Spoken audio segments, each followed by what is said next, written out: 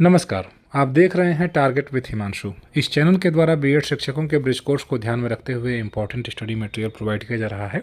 हमने मॉड्यूल 521 और 522 को कवर कर लिया है। अभी हम भाषा शिक्षण को कवर कर रहे हैं। इसके पहले हमने 5 वीडियो बनाई है जिसका पीडीएफ हमने व्हाट्सएप ग्रुप में आपको अवेलेबल करा दिया है। यह 6वीं वीडियो है। इसमें हम पढ़ने को कवर करने वाले हैं। यह भाषा शिक्षण में बहुत इंपॉर्टेंट यूनिट है। आइए शुरू करते हैं। अक्सर यह समझा जाता है कि प्राइमरी के बच्चों को पढ़ाना आसान होता है। आपने सुना भी होगा, जो इंटर कॉलेज में पढ़ाते हैं शिक्षक और जो प्राथमिक में पढ़ाते हैं शिक्षक, तुलनात्मक रूप से लोग इंटर कॉलेज में पढ़ाने वाले शिक्षकों को ज़्यादा महत्व देते हैं। कारण यह है कि वे यह समझते हैं कि उन्हें पढ़ाना कठिन है और प्राइमरी के बच्चों को पढ़ाना आसान है, लेकिन ऐसा नहीं है। प्राइमरी के बच्चों को पढ़ाना ज़्यादा कठिन है। आसान लगता है लेकिन उतना आसान है नहीं। यह सबसे बड़ी चुनौती होती है। बच्चे को पढ़ना सिखाना होता है। बच्चा अपने माँ बाप के साथ रहता है तो उनको सुनता है और बोलते हुए सुनता है तो स्वयं भी बच्चा सुनने लगता है और बोलने लगता है। तो ये तो जन्मजात प्रक्रिया है। लेकिन जो पढ़ने की प्रक्रिया है यह विद्यालय में किताबों के माध्यम से अध्यापक के द्वारा उसे सिखाया जाता है।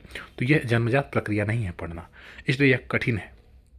अब देखिए, पढ़ने का मतलब सिर्फ बोलना नहीं है, ठीक है। हम अक्सर ये मान लेते हैं कि अगर बच्चा किताब से लिखा हुआ, कुछ भी किताब में लिखा हुआ सही सही अगर पढ़ दे तो वही वास्तव में पढ़ाई है। लेकिन पढ़ाई का मतलब यह है कि उसका अर्थ भी बच्चे को आना चाहिए। जब बच्चा पढ़े तो केवल शब्दों का उच्चारण ना करे, अपने अनुभव, अपने सोच, अपने ज्ञान के आधार पर अर्थ बनाए। जैसे बच्चे ने पढ़ा कि किसी जंगल में एक शेर रहता था, तो बच्चे ने जंगल के बारे में भी समझ रखता है। बच्चा अपने अनुभव भी आपसे साझा कर सकता है, वह जंगल के बारे में आपको बता भी सकता है। वास्तव में वही पढ़ाई है। शेर के बारे में भी बता सकता है। अब वो यह समझ सकता है कि जंगल में एक शेर रहता था तो वह बाकी जानवरों के लिए खतरा भी बन सकता है। तो बच्चे ने अपनी सोच, अपना अनुभव, अपने ज्ञान के आधार पर अर्थ बनाया। यह वास्तव में सच्ची पढ़ाई है, ठीक है। अगर बच्चे ने बारिश देखी है, कीचड़ देखा है, बादल देखे हैं, तो अगर आपने कहा कि आज तेज़ बारिश हुई, बच्चे ने पढ़ा इस वाक्य को, मान लीजिए लिखा हुआ, तो उसके दिमाग में चित्र बन जाएगा कि बारिश किस प्रकार से होती है। बारिश होने पर कीचड़ हो जाता है, बारिश होने पर मेढक दिखाई देने लगते हैं, ठीक है। तो इस प्रकार से बच्चा अपने अनुभवों को उसमें जोड़ने का प्रयास करता है। यह वास्तव में ही पढ़ाई हुई, ठीक है, सच्ची पढ़ाई। अब पढ़ने की प्रक्रिया में क्या होता है, बच्चा आँख और दिमाग मिलकर बच्चे का काम करते हैं। हम भी जब पढ़ते हैं तो हमारी आंखें हर अक्षर या हर शब्द को देखिए अलग अलग नहीं देखती हैं।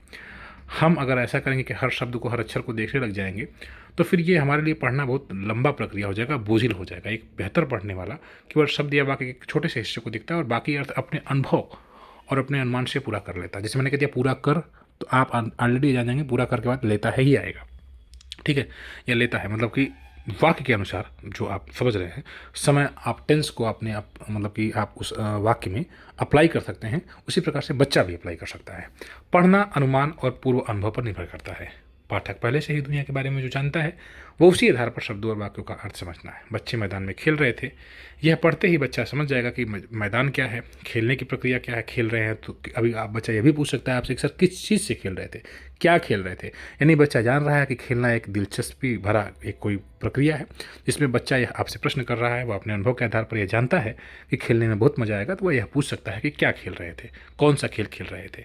तो बच्चा अपने अनुभव को आप एक प्रकार से अनुमान भी लगाता है और अपने पूर्व अनुभव भी उसमें शामिल कर लेता है। तो आपने देखा बच्चा अनुमान और पूर्व अनुभव पर निर्भर करता है जो पढ़ने की प्रक्रिया है, ठीक है। अब देखिए, पढ़ने में कौन कौन सी 5 प्रमुख बातें होती हैं। अर्थ ग्रहण करता है। लिखी हुई सामग्री का सही अर्थ पकड़ पाना ही पढ़ने का मूल लक्ष्य है ना। अब पढ़ा अगर लिखा हुआ किसी जंगल में, या आपने देखा कि राम और श्याम 2 दोस्त रहते थे, तो बच्चे ने इस वाक्य को पढ़ा, उसका अर्थ पकड़ लिया, 2 दोस्त रहते थे। तो अब अगर आपने कहा कि दोनों आपस में झगड़ा करते थे, तो बच्चा फिर एक बार अपने मन में प्रश्न करेगा कि अरे जब दोनों दोस्त थे तो झगड़ा क्यों करेंगे। यानी वह इस चीज़ को समझ रहा है कि दोस्त हैं तो एक साथ रहेंगे, झगड़ा नहीं करेंगे। तो ये आपने देखा कि अर्थ ग्रहण कर रहा है, धारणा भी बनाता है। जैसे अभी ये मैंने यही बात बताई कि 2 दोस्त थे राम और श्याम, तो उसकी धारणा ये बन जाएगी कि दोनों एक साथ रहेंगे, घूमेंगे फिरेंगे, एंजॉय करेंगे। लेकिन अब वे आपस में मार करेंगे, झगड़ा करेंगे, ये सब नहीं होगा। तो धारणाएं भी बच्चा बनाता है पढ़ने पर, ठीक है। जैसे खरगोश में और कछुए में एक बार रेस हुई, तो धारणाएं बनाता है कि तो बच्चा आपने इतना ही बोला तो सर किस चीज़ की रेस हुई, कौन जीता, तमाम प्रश्न। कछुआ जीत गया होगा या खरगोश जीत गया होगा, क्योंकि खरगोश बहुत तेज़ दौड़ता है, ठीक है।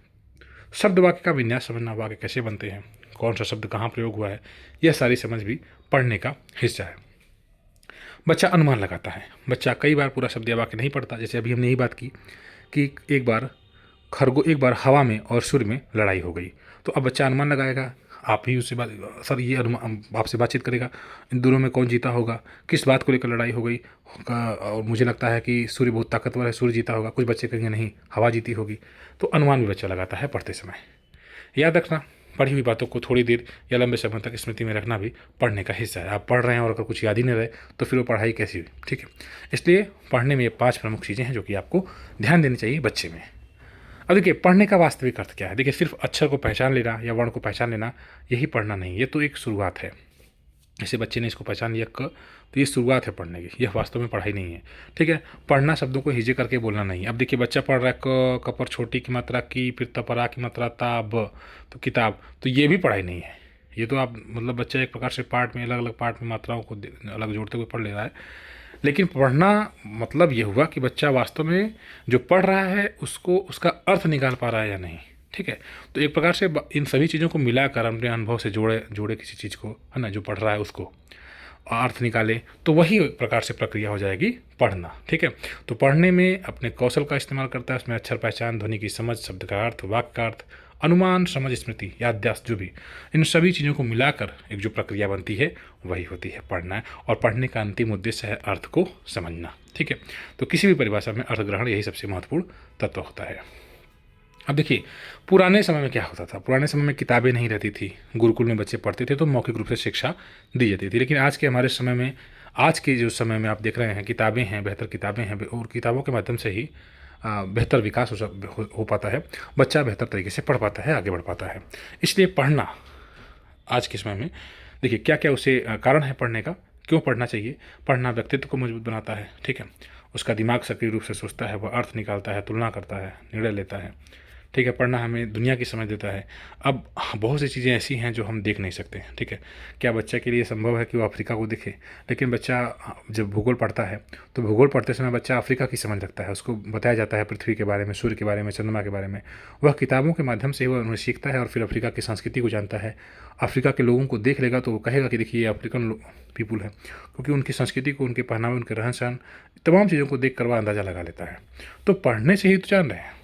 क्या हम देखने गए थे? क्या कोई अफ्रीका गया? नहीं गया।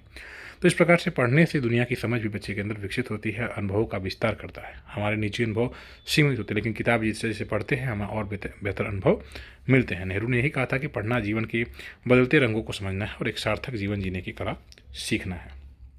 बच्चे की सोच को तार्किक और उदार बनाता है पढ़ना, ठीक है। व्यापक सोच उसकी विकसित करता है। तो पढ़ने से तमाम फायदे, ये सब आप जानते हैं। पढ़ने से व्यक्ति समाज और संस्कृति से जुड़ता है, ठीक है। तो पढ़ना एक कौशल नहीं है, जीवन को समझने का एक बड़ा साधन है। यह हमें सोचने, समझने, प्रश्न करने और नया सीखने में सक्षम बनाता है। फिर भी देखिए, पढ़ना सिखाने के लिए बहुत सी विधियों का प्रयोग शिक्षकों के द्वारा किया जाता है, लेकिन ऐसा नहीं है कि कोई एक विधि है जिसके आधार पर ये कहा कि अब बच्चे को पढ़ना आ गया, ठीक है। तो कोई सार्वभौमिक विधि नहीं है। बच्चे को पढ़ाते समय बहुत सी समस्याएं भी आती हैं। बहुत से बच्चे ऐसे हैं जो हर साल पढ़ाई शुरू करते हैं लेकिन वे ठीक से पढ़ नहीं पाते। कुछ परीक्षा पास कर जाते हैं लेकिन पढ़ना उनका मन नहीं है करता है, ठीक है। और इसी की वजह से बाद में जो बच्चा है बहुत मतलब कमज़ोर हो जाता है, और ये हमारे शिक्षण प्रक्रिया पर भी एक गंभीर प्रश्न खड़ा कर देता है। तो अब आप कहेंगे पढ़ने का स्वस्थ कौशल क्या है? देखिए, पढ़ना ज़रूरी है, लेकिन कुछ शिक्षक ये जानते हैं, लेकिन सही पढ़ने की क्षमता कैसी होनी चाहिए? अब बच्चे को रटा दिया जा रहा है। बच्चा पढ़ने की स्वस्थ क्षमता तब विकसित करेगा जब वह पढ़ी हुई सामग्री को समझे, उसे अपने अनुभव से जोड़े और उससे अर्थ बनाए। वही वास्तव में पढ़ाई है। अब कुछ विद्यालयों में एक बच्चा पढ़ा रहा है, किसी जंगल में एक शेर रहता। अब एक एक करके इस तरह से बच्चे को पढ़ाया जा रहा है। बच्चा एक एक शब्द को पढ़ता हुआ जा रहा है, लेकिन क्या वो वास्तव में उस पूरे अर्थ को समझ पाएगा? शायद नहीं। अगर बच्चा अर्थ को समझ ले रहा है तो ठीक है, नहीं समझ रहा है तो फिर ये पढ़ने का स्वस्थ कौशल कैसे हुआ? कैसे बच्चा उस पूरे अर्थ को, अपने अनुभव को जोड़ पाएगा जब वह इस तरीके से पढ़ेगा? तो सिर्फ शब्द को दोहरा देने से पढ़ाई नहीं होती है, ठीक है। उसको मतलब अर्थ उसका समझना चाहिए। तो पढ़ने का सही मतलब यही है कि अगर बच्चा कहीं लिखा हुआ पढ़ रहा है कि किसी गांव में एक दुष्ट लोमड़ी रहती थी, तो अब वह उसके आधार पर मतलब कि पूरा अर्थ ढूंढने का मतलब प्रयास करेगा कि दुष्ट लोमड़ी रहती थी, और आगे उसमें जो भी कहानी बना रहेगा तो उसका स्वयं से अर्थ निकालने का प्रयास करते हैं। जैसे आप संस्कृत पढ़ाते हैं तो उसका अर्थ समझाने का प्रयास करते हैं, हिंदी पढ़ाते हैं तो बच्चों को आप समझाते हैं। कुछ शिक्षक केवल बस पढ़वा के चले जाते हैं, अर्थ भी नहीं बताते हैं। तो यही तो जोर है ना कि पढ़ने का मतलब अर्थ भी बताया जाए। ठीक है, गलत तरीके अपनाए जाते हैं शिक्षकों के द्वारा, जैसे वर्णमाला को रटवाया जाता है, क से कबूतर, ख से खरगोश जैसे पारंपरिक शब्दों से जोड़ दिया जाता है। बच्चा कहीं पर भी अगर क से कबूतर क लिखा हुआ तो उसको बोलेगा क से कबूतर है ये, और कुछ इस प्रकार से लिखा हुआ है तो बच्चा समझ ही नहीं पाएगा कि ये क है कि वह है। हो सकता है वह को ही क कह दे, तो वह क नहीं कहेगा बल्कि क से कबूतर कह देगा, क्योंकि वह रट चुका है। तो इस प्रकार से भी वर्णमाला रटवाया जाता है, लेकिन इस तरह यह प्रभावी शिक्षण नीति नहीं होनी चाहिए। कहानी को बिना समझे तोड़ तोड़ कर पढ़ना, जैसा मैंने बताया, मान लीजिए कोई कहानी है, ठीक है, अब बच्चा पढ़ रहा है कि किसी गांव में एक किसान रहता, अब इस तरह से तोड़ तोड़ कर पढ़ेगा बच्चा, तो उसको बेहतर तरीके से न तो स्वयं समझ पाएगा, ना तो बाकी बच्चे भी समझ पाएंगे। इसलिए समझने मतलब कि अलग अलग बोल देना पढ़ना नहीं है। बेहतर यह है कि कहानी का अर्थ जो है वह बच्चा समझे। अगर एक एक पार्ट में ऐसे एक एक मतलब शब्द में बोलेगा तो अर्थ कभी कभी नहीं समझ पाते हैं बच्चे, अर्थ ही गायब हो जाता है। बार बार अक्षर और शब्द बनाना, कभी कभी शिक्षक क्या करते हैं कि जैसे अब लिख देते हैं क म ल, ठीक है, और बच्चे को लिख दिए, लाइन खींच कर बच्चे को दे दिए लिखने के लिए, ठीक, तो ये जो है बहुत कठिन हो जाता है फिर बच्चे के लिए।